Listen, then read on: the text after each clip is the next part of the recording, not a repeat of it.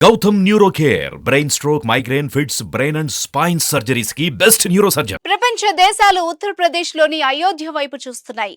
దాదాపు 5 శతాబ్దాల తర్వాత అయోధ్యలో రాముడి మందిరం కొలువు తీరింది. ఈ రోజు రాముడి ప్రాణ ప్రతిష్ఠలో భాగంగా బాలరాముడి విగ్రహాన్ని ఆవిష్కరించారు. దేశవ్యాప్తంగా ఈ అపూర్వ ఘట్టాన్ని వీక్షించేందుకు పలు చోట్ల లైవ్ చూసే ఏర్పాట్లు చేశారు. మల్టీప్లెక్స్లు సైతం రామ మందిర ప్రారంభోత్సవాన్ని ప్రదర్శించారు. మన భారతీయ సంస్కృతి సాంప్రదాయాల్లో లెక్కలేనన్ని మతాలున్నాయి. అన్ని మతాల వారు ఉన్నప్పటికీ మన దేశంలో ఒకరితో ఒకరు సోదర భావంతో ముందుకెళ్తారు. హిందూ ముస్లిం భాయి భాయి అంటూ సోదర భావాన్ని పంచుకుంటారు. దానికి ప్రతీకగానే అనేక సంఘటనలను మనం చూస్తూ ఉంటాం. తాజాగా అయోధ్యలో రామ మందిరం ప్రాణ ప్రతిష్ఠ సందర్భంగా మత సామరస్యం వెల్లివిరిసింది. అయోధ్యలోని రామమందిర ప్రారంభం, బాలరాముని విగ్రహ ప్రాణ ప్రతిష్ఠ జరిగిన నేపథ్యంలో హైదరాబాద్లోని ఎల్బీ స్టేడియంలో ఇలాంటి ఓ ఘటన చోటు చేసుకుంది. అయోధ్యలో ప్రధాని నరేంద్ర మోదీ శ్రీరాముని విగ్రహ ప్రాణ ప్రతిష్ఠ చేసిన సంగతి తెలిసిందే. ఈ నేపథ్యంలో దేశవ్యాప్తంగా అనేక మంది ఈ వేడుకల్లో ప్రత్యక్షంగా పరోక్షంగా పాల్గొన్నారు. ప్రధాన నగరాలు, భారీ కూడళ్లలో భారీగా స్క్రీన్లు ఏర్పాటు చేసి ఆ మహాఘట్టాన్ని వీక్షించారు.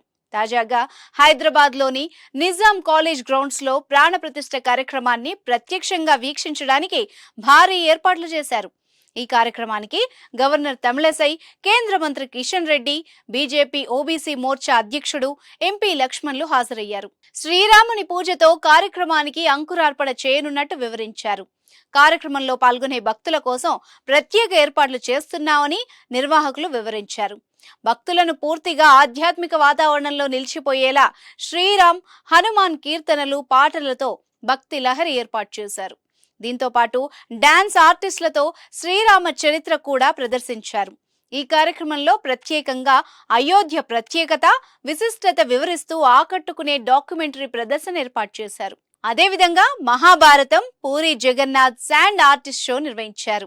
పెద్ద సంఖ్యలో భక్తులు తరలి వచ్చారు. వీరిని ఉద్దేశించి ఆల్ ఇండియా కృష్ణ ధర్మ పరిషత్ నిర్వాహకులు ప్రసంగాలతో పాటుగా గవర్నర్ తమిళసై, కేంద్ర మంత్రి కిషన్ రెడ్డి, ఎంపీ కె లక్ష్మణ్ మాట్లాడారు. అయితే ఈ కార్యక్రమంలో ఓ అనూహ్య ఘట్టం చోటు చేసుకుంది. ఈ కార్యక్రమానికి వచ్చిన అతిథులకు, ప్రముఖులకు అక్కడి ముస్లిం సోదరులు స్వీట్లు పంపిణీ చేసి అందరినీ ఆశ్చర్యపరిచారు. వీరు అక్కడ స్వీట్లు పంచుతుండగా ఒక్కసారిగా చప్పట్లు, కేరింతలు మొదలయ్యాయి. అక్కడున్న వాళ్ళందరికీ ముస్లిం సోదరులు స్వయంగా వారే స్వీట్లు ఇచ్చారు. ఓ ముస్లిం సోదరుడు ఎంపీ లక్ష్మణ్ కు స్వీట్ అందించారు. వెంటనే ఆయన మరో స్వీట్ తీసుకొని ఆ వ్యక్తికి తినిపించారు. దేశంలో ఇలా అందరూ సోదరభావంతో మెదిలితే దేశం మొత్తం సుఖశాంతులతో వర్ధిల్లుతుంది.